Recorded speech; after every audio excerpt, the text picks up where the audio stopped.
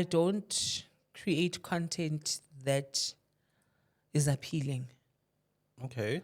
I don't create content that is flowing, that is cute, or that Oh, is yeah. Okay. like cutting edge. I really just share my opinion on something. And if we can have a conversation and we laugh about something, then clearly somebody else is going to resonate to it. And that's essentially that with my content. All right, welcome back to another episode of The Burning Topic. My name is Skyko. You can follow me on social media. You can follow us also on social media platforms at The Burning Topic. Today, I have someone who finally agrees with me that amagolide mele ashiwe ayokwaliswa hayi emlonyweni. Well, be welcome, Sipho Alphi Mkhwanazi. How are you? Bo, bo, bo, bo. And yeah. Are you good? No, you just dug a grave for me. Come on. No. I mean, but- you said it, not me. No, it's a cold city situation in the mouth. So, I mean, I find it odd, but Yeah. I mean, I'm glad you agree, though. Yeah. I'm glad you agree. Is How it a are 10 you? off? Is it a 10 off for you?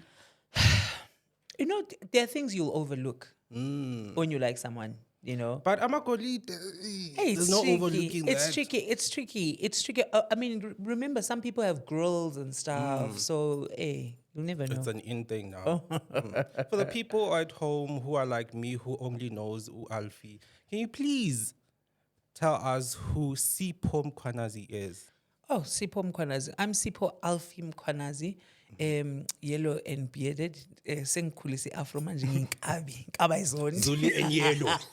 The Nkabi way. Yeah. I am a young gentleman from Davidson in the East Rand. And one day I decided, actually, I want to quit everything and work with people and just put smiles on people's faces. And I've been doing that since. And we're here now. Hectic. So And when did it start off for you? it started off when I was very young. I did a throwback post recently, and I was just talking about the fact that when I was young, I didn't know a lot of things, but I knew that I had to speak. I just knew I had to speak. So I've got this long-term relationship with the microphone and the stage. Really? You know, When did it start? Like which year? from when I was very young. Really? From when I was very young, I think I come from a family that identified it from I was very like 3. You know. This one likes to talk. This one will speak on our behalf. Good, you know. And I So almost asked that, were you a shwa? I was the worst of its kind. I was very toxic in terms of the things that I'd speak about. Like my mom would always be beating me up because I'd be the sort of person who comes to again and say, "I'm a kid in wagina snacks." Hectic. And koropanga la. Mama kupeka ka. For real? Yes, I was Wow. that. So my mom hates, and I loved Mitsiabat. Like I loved going to people's houses and playing around in the streets. And I'd always come back with a bad report because people were just like, "Come on, man, your son said this, when's it so. Yeah. So from a very young age, I think my family saw that there is a speaking gift in me. And they tried to sort of mold that in whatever way they could. My mom really took time to mold my conversing, my confidence, Right. how I present myself. Really, if you look at my mom Sbosh, and you look at me, you see how so much of me is from her. Really? Shout out to Batswadi, guys. Yes, It is big Women's shout out. Month. So shout out to Batswadi. They really, really, really groomed you to be the person you are today. And do you think that drew inspiration into the person that you are today? It definitely did, although my mom is not a speaker. I mean, my mom is a very quiet, very meek person. But I just had this gift and I really wanted to explore it, and I did it. So your mom was one of those people where they were like, an angel can't zala an angel. you were never like her. I think my mom grew up singing, though. Oh, Yeah, okay. so my mom did a lot of singing when she was growing up, singing at church. So I think being in front of an audience is something that comes easy to us as a family. Correct. Okay. And then from growing up to now going into high school, how was that whole Satan for you? I enjoyed my schooling career. It's something that I talk about because I made some of the greatest friends during my Wow. schooling career. If I could redo school again, please, I wouldn't mind. I wouldn't mind also at this point, but I changed a whole lot of schools, so Is I it? did not enjoy really my high school. Oh yeah, So I can yeah, imagine. Yeah, so schooling was really interesting, and that's also the platform that really sharpened that speaker's ability, because in the sort of schools that I went to, they would identify a specific gift or a skill set, and we would then be placed accordingly based on that to explore more of that. So I was humanities, and we used to call them your cultural colors. We used to call them culture. So debating, public speaking, you did it choir, all. acting, drama, all sorts of stuff. So over and above the stuff that I'd have to do at school, then there was the fact that I really enjoyed being in those extracurricular activities, and that's how I made my friends, most of my friends, which I've kept for over 2 decades. So yeah, school was a vibe, and I think from then I even knew what I wanted to study in university. I knew if I'm not going to be a lawyer, I have to be within the communication space, because over and above my love for speaking, I also just liked the conceptualization of adverts, of brand campaigns. And because we were exposed to those things in high school, I already knew that, yeah, this is my destiny, this is what I want. And I immediately chose communications, although I spent 2 years not going to school because there was no child at home. Yeah, so okay. Sbongile didn't have money. So I had to figure it out. It's like, yeah, what am I going to do?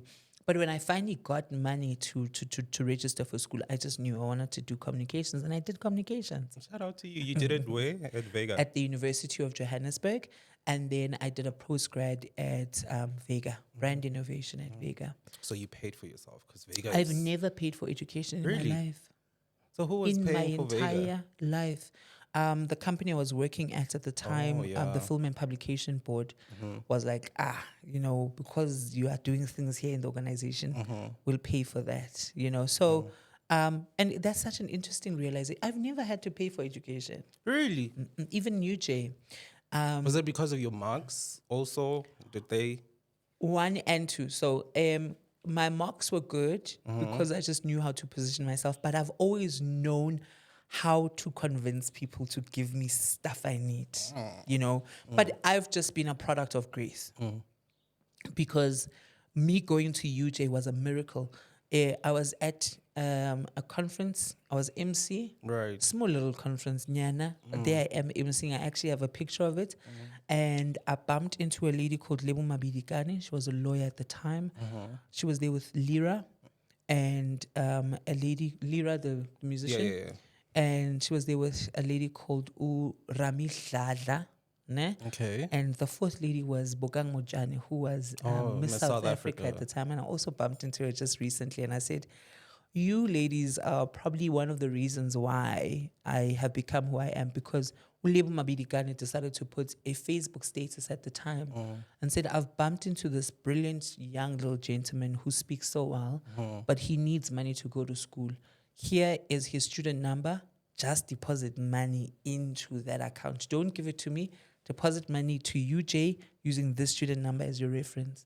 And that's how I made registration. Then somebody came through and said, no, I'll buy you books. No, I'll pay for res. No, I'll do this. No, I'll do this. No, I'll do that. And for 3 years of that qualification, people just paid. Dang. And for me, at the time, it was a shocking thing, man. It was grace. There was somebody who even drove me, because in my first year of schooling, I could not. It was too late for me to apply for res.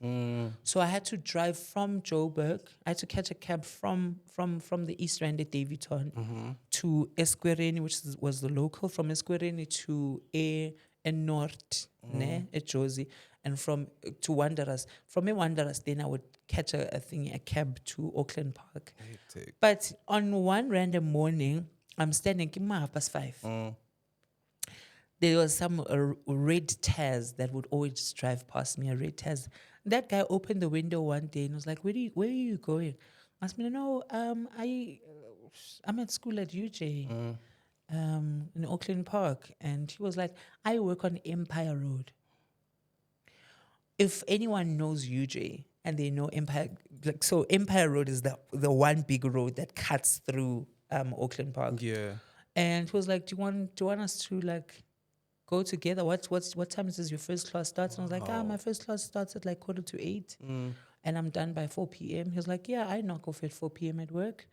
Let's do this. We did that for a year. But I spent that entire time fast asleep because it was 2 hours on the road. It's peak traffic on the N12. Trust me. Going and coming back. back. So I would literally get into the car, put on my seatbelt, and pass out because I needed my energy for class. But Right. yeah, that's how you hey, went by it. Yeah. Yeah. Yeah.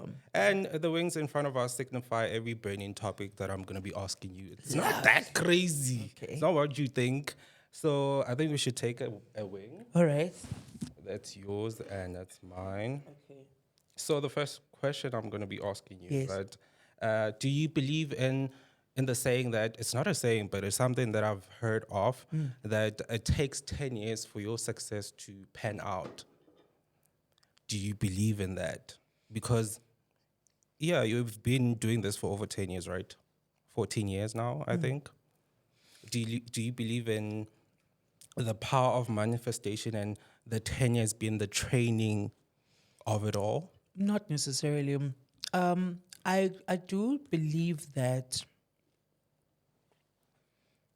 it takes time for us to sort of uncover our purpose, you know. And if you are probably going to monetize from it and whatnot, and you want to be competitive in the market that you're playing in, then you definitely need to get to the market ready. So those 10,000 hours that people speak of, yes, very necessary. But I think the past 3 years, especially with COVID hitting the world, we've since realized that it sometimes does not take 10 years. There are creatives, there are people who blew up. There are businesses that blew up from absolutely nothing. I think the success element, the longevity of the success, will need you to know what you're doing, because once success arrives, it's almost like R1,000,000. It's easy to make R1,000,000. Keeping it though is a completely different story, because once you spend R1 from that R1,000,000, it's no longer R1,000,000. No longer. You know? Right. So I think that it doesn't necessarily take 10 years for us to find success. Success can find you at any time, whether you're ready for it or you're not ready for it. But to create longevity from that success, then you need to pull your socks up. That's crazy.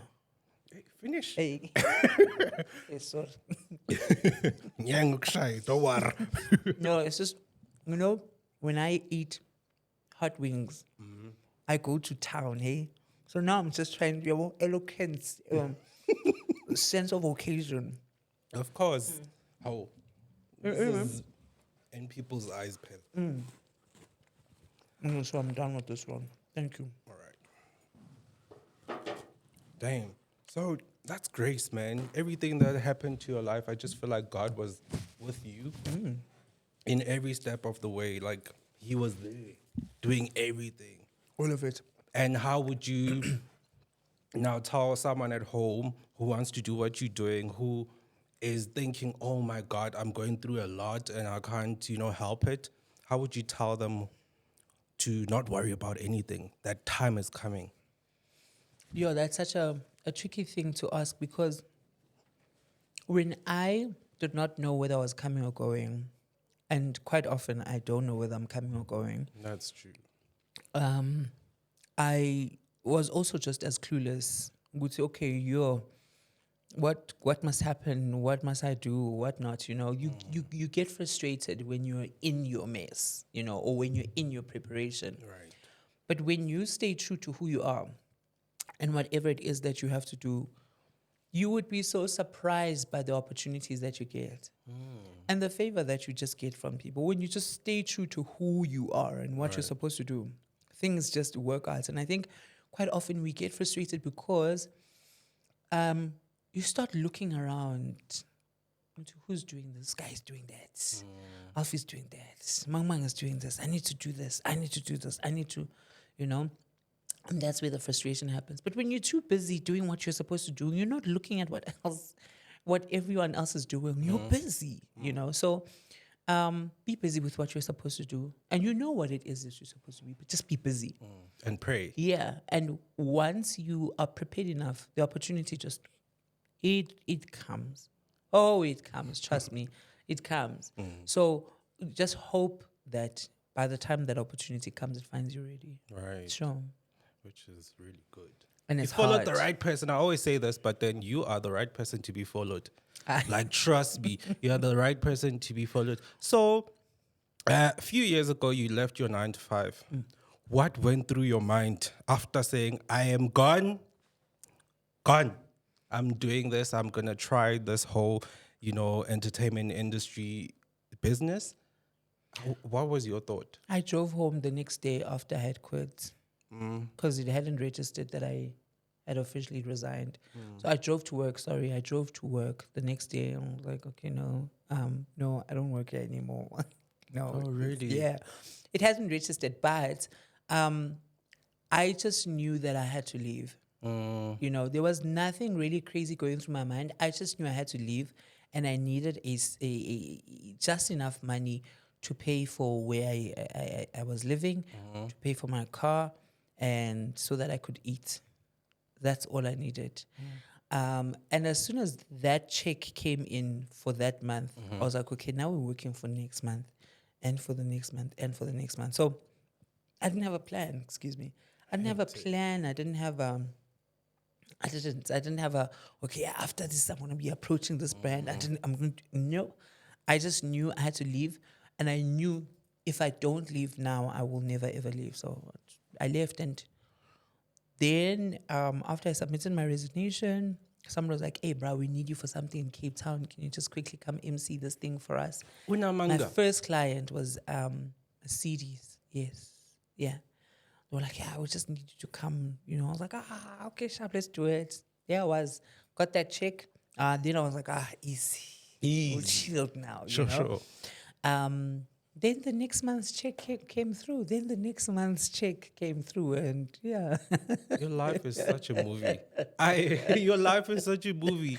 Yeah. I cannot comprehend what you just told me right now. I'm like, you left your job. At this point, you are trusting God. Yeah. You are just like, I am trusting God. I don't know what I'm doing, but I know I have to do it. And you did it. But remember, the aspect of trusting God is it's not something that comes naturally. It isn't. Naturally, as people, we're not trusting. And that's how we're programmed. Trusting God is a muscle. It's a muscle you keep training. It's almost like investing in Forex or Bitcoin. It's a muscle. You have to continue.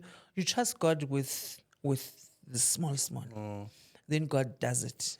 And then you're like, okay, God, can we ask for bigger? Then God does it. Then you ask for bigger. And people who have trusted God, even after God has done so much for them, with their circle and their confidence, they're just like, this time we asked for too much from God, guys. I remember when we were doing Believers Base last year. Yeah. I just wanted to do a Thanksgiving to the people that follow my work, my tribe, my mom, and the people whose music I listen to. So we had amazing people that were like Benjamin Dube, Brenda Mtambo, Lamiz Howard. It was just like in Zukinje of a lineup. And I remember when we wanted to fill up that venue, like, how am I going to do this, you know? But I just trusted that it's going to happen.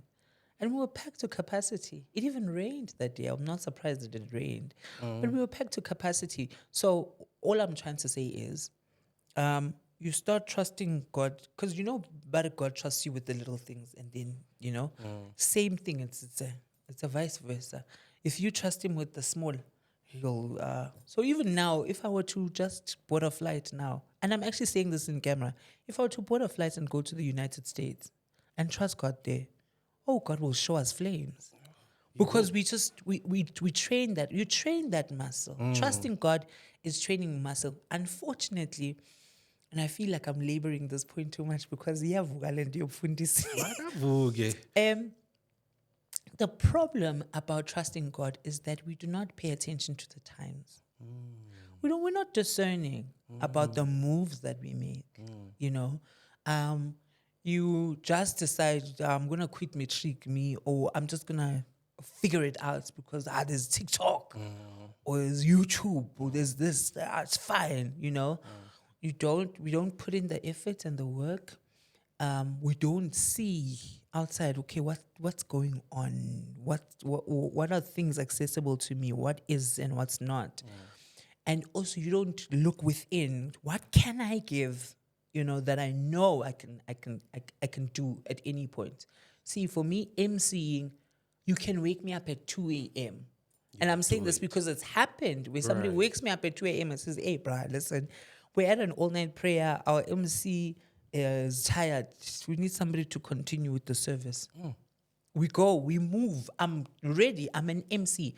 It's not what I do, it's who I am. Right. You see, so that trusting God element is very tricky. You know, you must have a relationship if there is trust. And when there's a relationship, you'll know, okay, move right, move left, do this, do that. So No, we needed to hear that. I'm somewhere else. I don't want to lie. We needed to hear that. I think we need to take another one. Yeah, I'm gonna leave here so obese. You are like higher. Do you like drums or like? I like drums, Nah. but they are so-called these ones. I just don't like this. These small ones, nah, I never know what. And there's just too much bone going on there, man. I just want to chow and that's it. Now I have to be... Bro.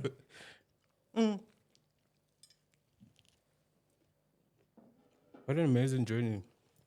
It's been fun. How was your day today?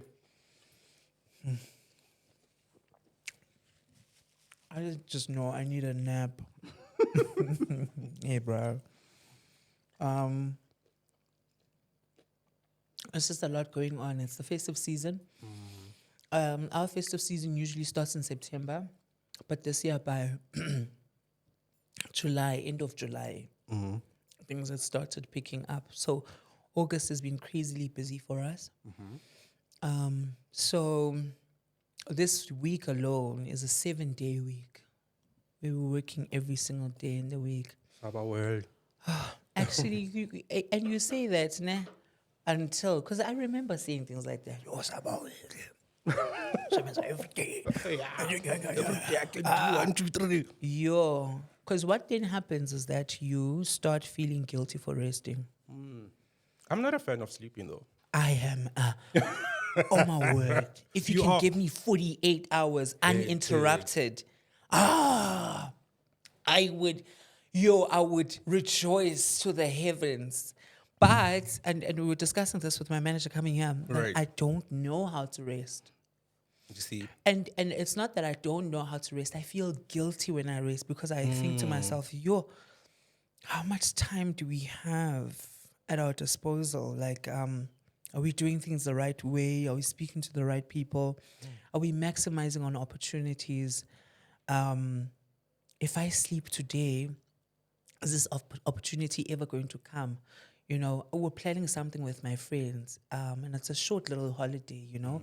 But my friends are all in different professions. So when they are at work, I am working from home. When I am working, they are at home. So we've blocked out this time and we chose a destination. We're like, there's a festival happening. Why don't we just go to that festival and we'll be together? And at least 4 people have contacted us and said, "Hey, what are you doing that weekend? Let's operate." And not 4. and I called my friends. I It's a was like, screamer. "Hey guys, there's somebody who's got a good like, you know." And I sat and I thought, if we don't make time to rest, because work will always be there, we'll always work, but rest is as important if you still want to continue to work. So, how was my day? I need a nap because I'm just I'm tired. But we soldier on. And then 2020, ga, ga, ga, ga, ga. TikTok awards you with the highest viewed video. Is it the highest viewed? 2021. Yeah, 2021. How were you feeling after that? It was so bizarre to me because, one, when you check the numbers on that video, they're not as huge as everyone else who, shares content on TikTok. Right. And we've got some of the best TikTok creators in our country. You guys, somebody keeps commenting on TikTok. You, it must be a choice for you to be born in South Africa. It Because is. people know how to create content in our country. But I think because of how that video just went viral across all platforms, it just took over, And I always say this to some of my clients. I really wish I could pull the metrics of how our content is received on WhatsApp. Right. Because WhatsApp, if I were to just sneeze on TikTok, my TikTokers, like those, my family just takes it, they put it on WhatsApp. Now we're in a church group there somewhere. Now we're in a family group, Everybody's laughing. So that was, I think, more than anything, it was so affirming to me that we're just living in our purpose. We're doing what we're supposed to be doing. And that video was a Conquer video, I think. I was having the time of my life. I was so happy when we recorded that thing. I was so happy. But I was just like, this is who I am, making people smile and being seen doing that and, sort of being acknowledged for that. For me, it was saying, excuse me, just stick on it. Hectic. And a lot of creators have a hard time in creating new material. How do you then, always make sure that you are on par, like everything is flowing? Does that have to do with the inspiration around you? Do you have to now be around people to create new content? So for me, I don't create content that is appealing. Okay. I don't create content that is flowing, that is cute, or that is okay. like cutting edge. I really just share my opinion on something. And if we can have a conversation and we laugh about something, then clearly somebody else is going to resonate to it. And that's essentially that with my content. So your everyday life. Yeah, inspires you will your hardly content. see me set up a camera and, microphones and whatnot. I'm lazy. So the best you'll get from me is me in my bed. And that's why I say I need a nap. Because when I am resting, that's when I'm my most self. Ne? And I don't need to be someone else, And from there, that's when an idea will come, and I'm just like frustrated about something. Like I'm a gold, or that sort of stuff. So yeah, I try my best, and it's hard not to do. I try my best not to look at what everyone else is posting, so that I can just follow that trend. I just try to be myself, and sometimes the videos that I post, they'll be seen by 2 people. And it's fine. I don't believe that. But it's just I don't put pressure on myself to shut the internet down. Yeah. You just create. I'm There's just planning, talking. There's no Just talking. scripts. It's different though when I'm working with a brand. It's different when I am heading a festival or a huge event. Some of my clients require a specific aesthetic. I also like to present myself in a specific form when I'm doing my professional stuff. But the content that I shoot on TikTok, I'm just being myself, and I don't put pressure on myself. Yeah. And But yeah, when we are like at the Devon July or the Metro FM Awards or the Summers, yeah. And speaking of the awards, Mshimani hosted the Summer's red carpet. I was like, wow, this guy is moving. When I saw that, I remember I was watching it and I thought to myself, wow, if he can make it, everyone can make it. Everyone can make it. So how did the opportunity come about with you hosting the Summers? Interestingly enough, we got that door was opened by TikTok. So Once TikTok made a relationship with us through that award we had received of that video, TikTok wanted to spend time. They've got various platforms where they train other creators how to monetize, how to professionalize their work, you know. So TikTok created a relationship with us and they were like, yo, we are actually sponsoring an incredible category at the Summers. And it's the TikTok most viral song of the year, you know, because yeah. for the longest time, TikTok was a dance platform, you know.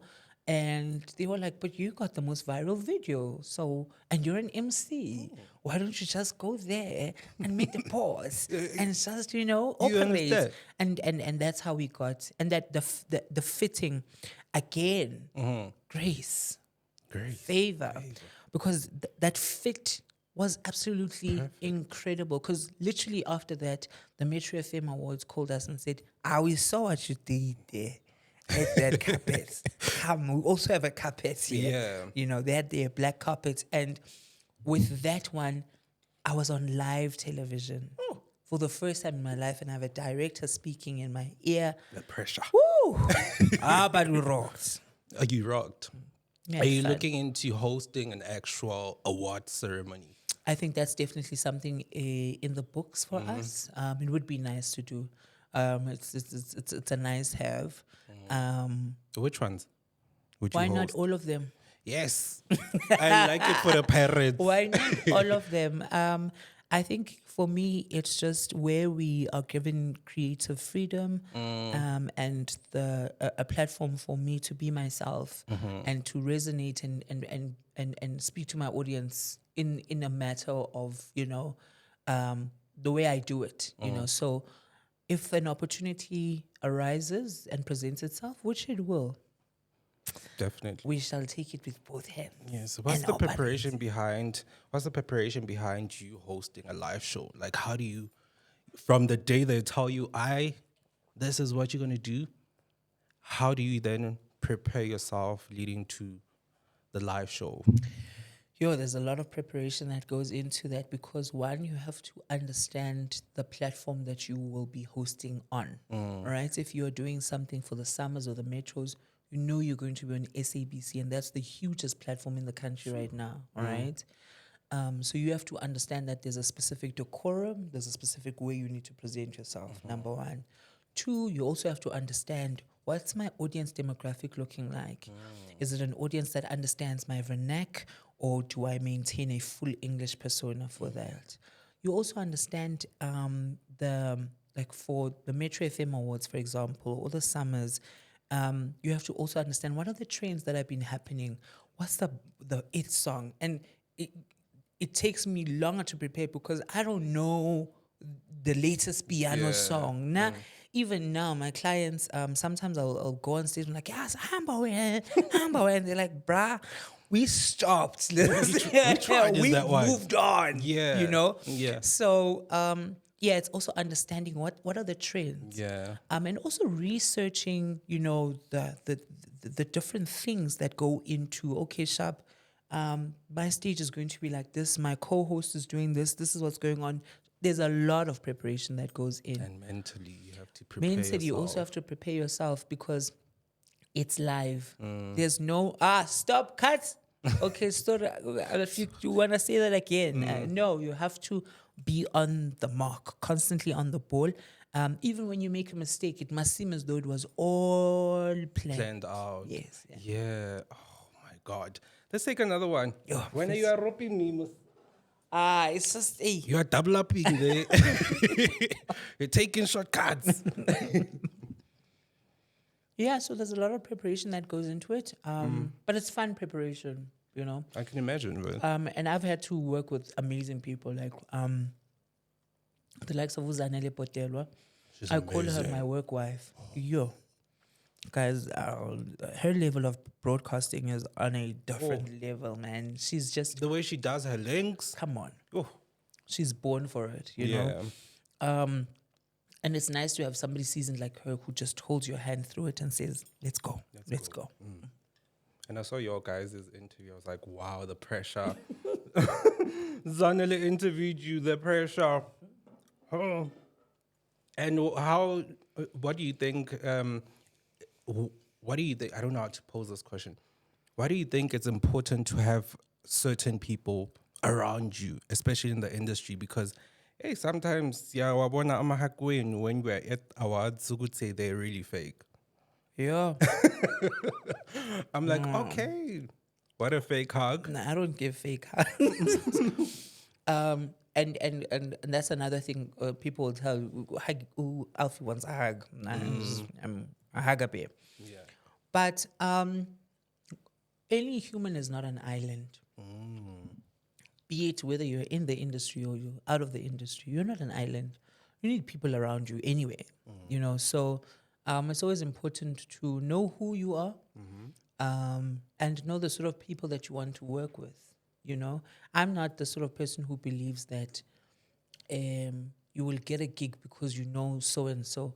Your work must speak for itself before you're given opportunities. So I try to put my best foot forward, and when work comes, it comes. And it's not because of who I know. I'm lucky to know amazing people who gravitate to me because they like me as a person, not because of someone they can use. Yeah. Excuse me. Finish, please. It must be done. Hey. Hi. Man, let's see the hell. What's this? You see, with these ones, crazy mechanism. You hold the two bones there, you press it down like this. How long did you learn that? I don't know. I've had Hot Wings have bailed me out of some of the craziest, Take. Tell us the the story, craziest please. mornings. But Oh, the craziest moment. yeah. That explains a lot. And the discipline of it all. Are you disciplined in all of that happening? Are you sure? Hey, discipline is relative. I just know, and as I grow, man, I try out a few things. I discover new things along the way. Oh, I like that. This looks interesting. But luckily, because of the family that I come from, my mom just set parameters for us and said, you know what, listen, you can do whatever you want. Just try to make sure that you now know it's okay, dude. It's right or not. You can't cross that line. Yeah. Stay within here, or you can do that, whatnot. Be yourself, but don't go and embarrass the family there and whatever it is that you're doing. Yeah. So, am I disciplined? In some aspects, yes. And in some aspects, I choose not to be disciplined because I also want to explore new things, go to different places, see different people.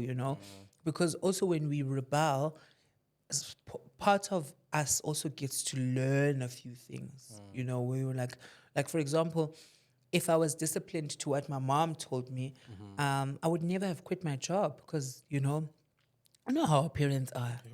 Like when you're content creator, uyokhuluma abantu ku-podcast masiphapheli wena hambe esikolweni Yeah. hambe usebenza Yeah. but I was disciplined to my dream and I was disciplined to my vision, and I decided to launch into the deep, and that came with its fruits. Do you think the youth of now are passion driven? Excuse me. Yes. Really? Yeah. Or is it because we don't want to work a 9 to 5 or passion is a thing these days? I don't think it's a matter of us not wanting to work a 9 to 5 because anyone who works for themselves will tell you it's not a 9 to 5. I fight with my manager and my team all the time because I'm sending them texts at 2 a.m. because that's when the idea arrived. And when Right. they are awake, I'm passed out, I'm asleep. Sorry, I was up at 4. Nina nivuka ngo-8, and you guys are working now, I'm gone. It's like, dude, we have to meet on this now. Or I will set meetings with them. Hey, we need to meet, and it's urgent. We need to meet on this. We must meet. Come time to meet. I'm in China City, me buying the Crocs. So, It's in the cogs. so I think the youth of today also understands that there are so many more opportunities for them to be able to make a living and them enjoying themselves while they make a living. You know, our generation knows their worth. They know who they are in society. They know what they bring to the table. And if they want to slay, they'll slay. Right. If they want to be in school, they'll be in school. I mean, we've seen PhD graduates, you know, They're at still 21 coming. years of age. Right. Umuntu's got a thingy. There was a guy, so he's a thingy, a lecturer at UNISA, for example, you know, and he's young, you know. Yeah.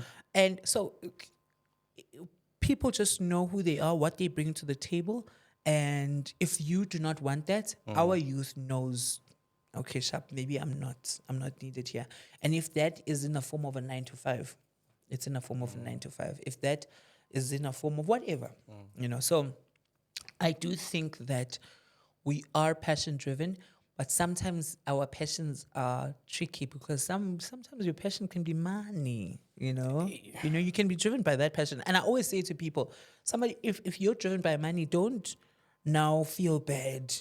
Ukuthi wena ufuna imali. Yeah. Oh, ufuna imali uzohlupheka la. Well, Ufuna imali, you know. Yeah. And if that's your driver, let that be your driver. But it can't be your driver for forever, you know.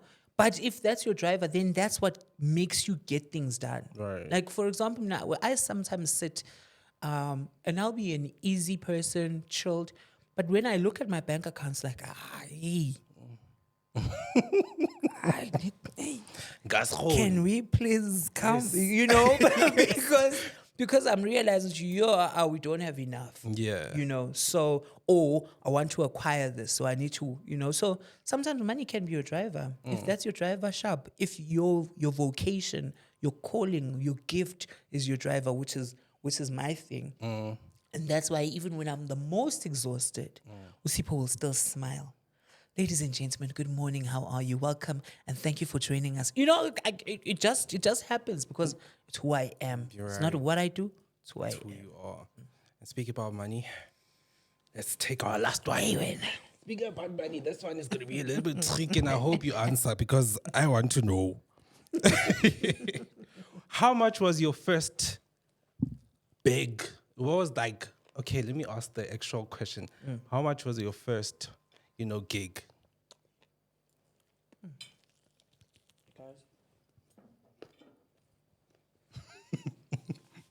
I'm on camera here, all dirty and stuff.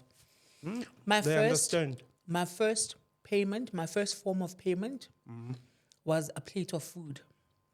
Because I started this emceeing thing 14 years ago. My first payment was a plate of food. Mpagelen, thank you so much for what you did for us, Alfie. It then grew. Was it the wedding gig? Yes. It then grew to now I had my little Dorozanyan, I had a little polo. I called it Alfie.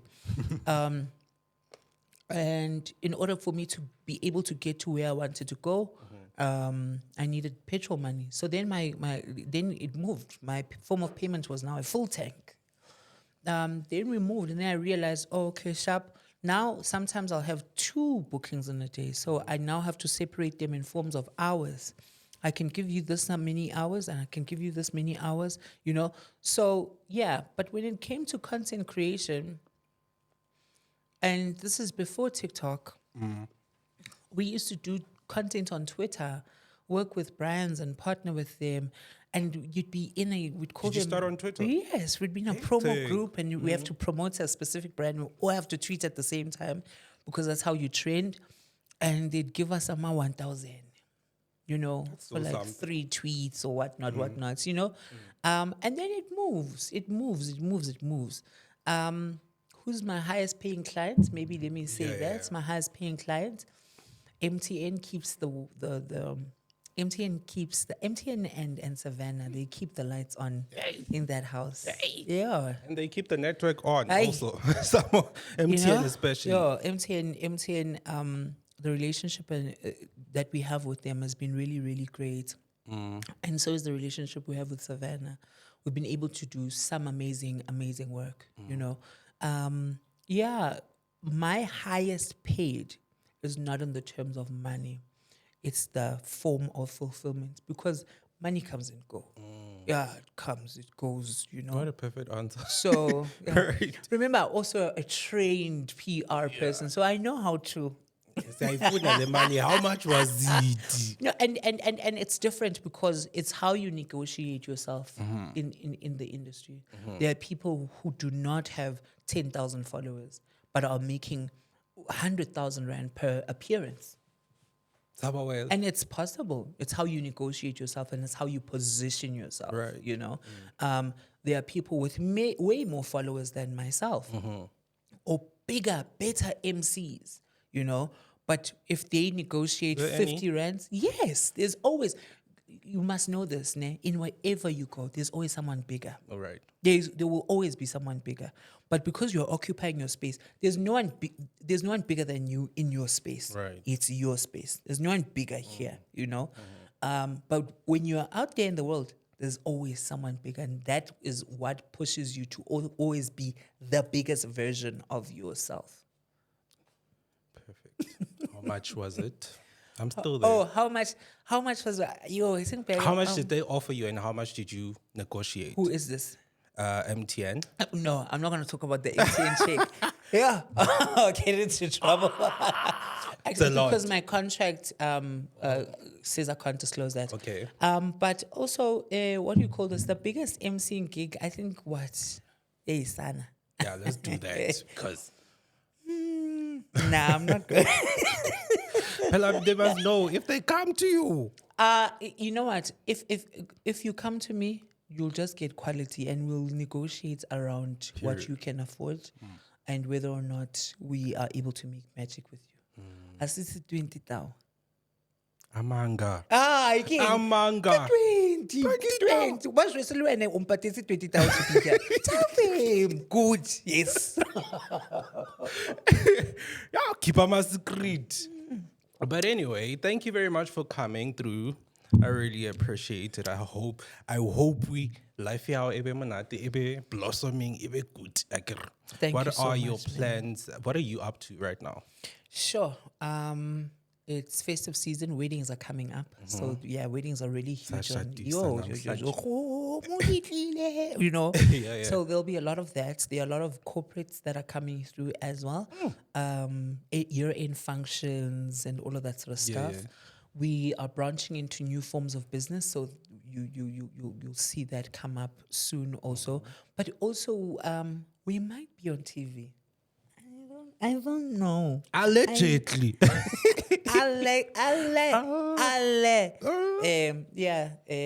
There's allegations that we might be. Yeah, no, man, people are whispering. Yeah, we might be on TV. Yeah, so. And how soon is this? I don't know. It's August now, ne? September, I suppose. Okay. I think 6 months is a long time. I think. I don't know. I think. I can't say too much. But I think 6 months is a long time. All right. Thank you very much for coming again. Thank you. And you guys, thank you very much for tuning in. My name is Sky Cole. You can follow us on social media at Sky Cole _. Here's me bizaring with my own outro. Anyway, my name is Sky Cole. Again, this is Alfie Mkhwanazi, or should I say Sipho Alphi Mkhwanazi? Should I say it in full? Sipho Alphi Mkhwanazi, whichever works. You know, sometimes I'll be in a mall, but I'm sparse. So. We tried. But anyway, follow us also on social media. We have an Instagram account on social media, on Instagram. What am I saying? We have an Instagram account and it is The Burning Topic. And I'll see you on the next one. Do stay blessed.